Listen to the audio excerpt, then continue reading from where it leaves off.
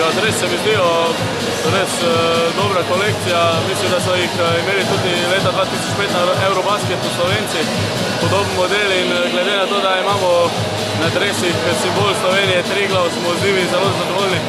So tudi zelo lahki in ste tudi praktični in upam, da bomo z njimi, skupaj z njimi prišli do cilja, to je medalja na evropskem prvenstvu. Ja, dresi so lahki, so zelo estetsko narejeni, stilist je mogel biti res na vrhunskem nivoju. Lahko rečem, da imamo več teh Triglav znakov, so zelo očitni. Tukaj edino problem je bojo imeli tisti, ki imajo ljubovni tepi. Jaz še nimam te sreče. Pa še tukaj, evo, tukaj še na hlačkah je še en Triglav. Pa tukaj v glavnem je v simbolih naše države.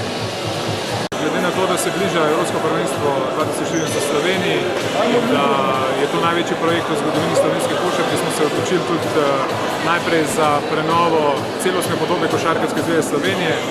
Ta se je zgodila že v lanskem letu, zdaj smo se odločili še za prenovo dresov.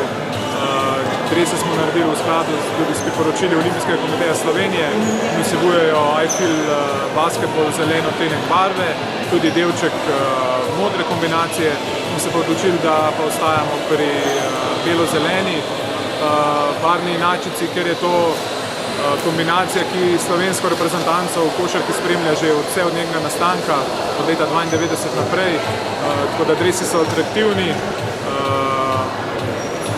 Glavni lik, ki ga z njimi upodabljamo, je Triglav. Mislim, da bo vsakemu po sekundi, ko jih bo videl, jasno, da gre za slovensko reprezentanco in mislim, da se bodo navijači poistovetili tudi s temi novimi dresi.